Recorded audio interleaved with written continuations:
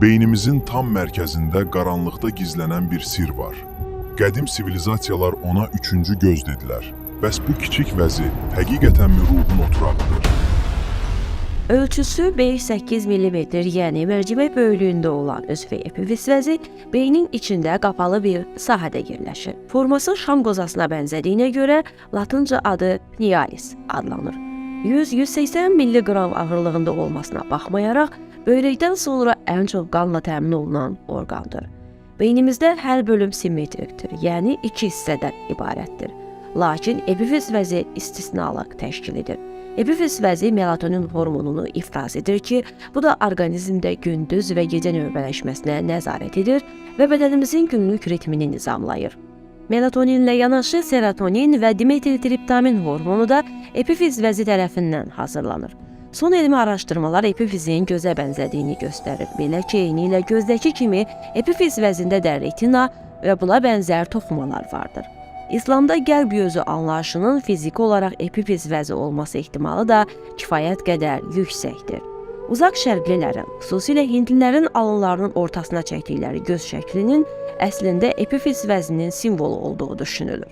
Bu məlumat qədim Misirdə də vardır. Misirdə qurulmuş Xorosun gözü lövhəsinin də şəklinə baxdıqda epifiz vəzi ilə oxşarlıq diqqəti həmin an cəlb edir. Bunu təsadüflə izah etmək mümkün deyildir. Budanın daşlarına da nəzər yetirdikdə eyni mənzərə ilə qarşılaşırıq. Yalnız şərqdə yox, qərbdə də alimlər epifiz vəzi haqqında mühüm bilgilərə sahibdir. Belə ki, Vatikanın ortasında şam qozası meydanını əbəs yerə inşa etməyiblər. Papanın əsasında da bu simvola rast gəlinir. Məşhur fransız alimi Descartes epifiz vəzini ruh və bədənin birləşdiyi nöqtə adlandırır. Vəzin təəccüb doğuran bir başqa xüsusiyyəti isə eynilə göz kimi işığa həssas olmasıdır. Bu kiçik orqan qapalı və qaranlıq sahədə olmasına baxmayaraq, dəri vasitəsilə işığın olub-olmadığını hiss edə bilir. Məsələn, qaranlıqda vücudumuza arxadan belə işıq düşərsə, vəz bunu duyur. Gözlər işıqda fəaliyyət göstərsə də, epifiz vəzi tam əksinə, heç işıq olmayanda belə öz funksiyasını yerinə yetirir. Qeyd etdiyim kimi, epifiz vəzi 3 hormon ifraz edir. Melatonin epifizin yalnız qaranlıqda ifraz etdiyi bir hormondur. Əvvəllər yuxunu nizamlamaqla bilinən bu hormon, eyni zamanda daha vacib proses olan xəstəliklərə qarşı müdafiə funksiyasını həyata keçirir.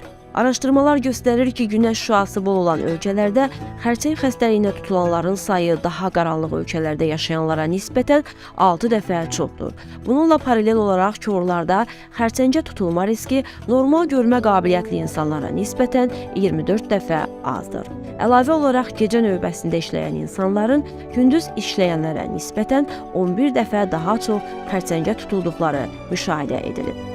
Serotonin xoşbəxtlik hormonu orqanizmdə bir çox funksiyaların nizamlanmasına kömək edir. İfrazı azalarsa bir sıra ruhi xəstəliklər üzə çıxa bilər. Dimetiltriptamin ruh hormonu çox maraqlı bir hormondur. Bu hormonun ifrazı doğum və ölüm anında ən yüksək həddə çatır. Bundan başqa hormon yalnız yuxuda ifraz olunur. Lək yuxu fazasında ifrazı daha da artır. Dimetiltriptamin bütün canlılarda var. Bəzi bitkilərdə bunun miqdarı daha çoxdur. Belə bitkilərə misal olaraq falaris qamışı və tikanlı mimozanı göstərmək olar. Bu bitkiləri yeməklə və ya qaynadıb içməklə dimetiltriptaminin səviyyəsini yüksəltməyin mümkün olduğu bəzi ədəbiyyatlarda qeyd olunub. Şamanlar dimetiltriptamini Ayahuasca çayından əldə edirlər. Qarğı qamışının üzərlik toxumu ilə qarışığından əldə olunan bu çay içildikdən yarım saat sonra öz təsirini göstərir. Bu çayı içdikdən sonra insanlar işıq gördüklərini qeyd edirlər. Bir işıq yolundan keçib başqa bir aləmə daxil olurlar. Hansı ki, bu aləmdə rənglər heç olmadığı qədər canlıdır və insanlar fiziki yüklərdən azad olub rahatlıq tapırlar.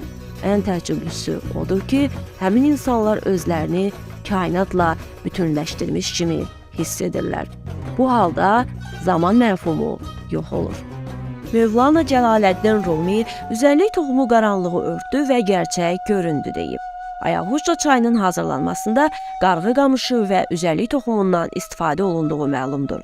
Qarğı qamışından isə neyi adlanan musiqi aləti hazırlanır. Mövlana üzərlik çayını içdikdən sonra saatlarla neydə ifa edərkən həmin çayın göstərdiyi effekti əldə edib.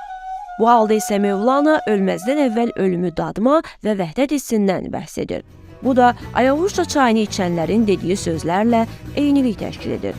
Belə olan halda maraqlı bir sual ortaya çıxır.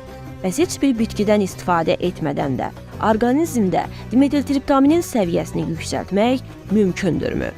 Bəli, mümkündür. Belə ki, bir müddət qaranlıqda ac qalaraq buna nail olmaq olar. Qədim insanlar çox az miqdarda qida qəbul etməklə və 40 gün qaranlıqda qalmaqla bu hormonun ifrazını maksimum həddə çatdıraraq üçüncü gözlərini aça biləcəklərini düşünürdülər. Həzrəti İsa qaranlıqda oturanlar gerçək işığı gördülər sözünü boşuna deməyib. Lakin bu kimi metodlardan müasir dövrümüzdə istifadə etmək təhlükəlidir və sağlamlığımız üçün zərərlidir. Bəs epifiz vəzinin düşməni nədir? Florlu diş macunları. Hamımız bilirik ki, diş həkimləri bizə sağlam dişlər üçün səhər və axşam olmaqla gündə 2 dəfə dişlərimizi fırçalamağı məsləhət görürlər. Ancaq bu macunların tərkibində dişlərə heç bir xeyri olmayan florun olduğu aşkardır. Və bu flor epifiz vəzinin kirəclənməsinə səbəb olaraq onun fəaliyyətini nəzərə çarpacaq dərəcədə azaldır. Vəz gecələr daha aktiv olduğu üçün yatmazdan əvvəl dişlərimizi fırçaladığımız halda epifizin fəaliyyəti tam azalmış olur. Bu diş macunlarının əvəzinə qədimdə də istifadə olunan misvak bitkisindən faydalanmaq daha məqsədə uyğundur.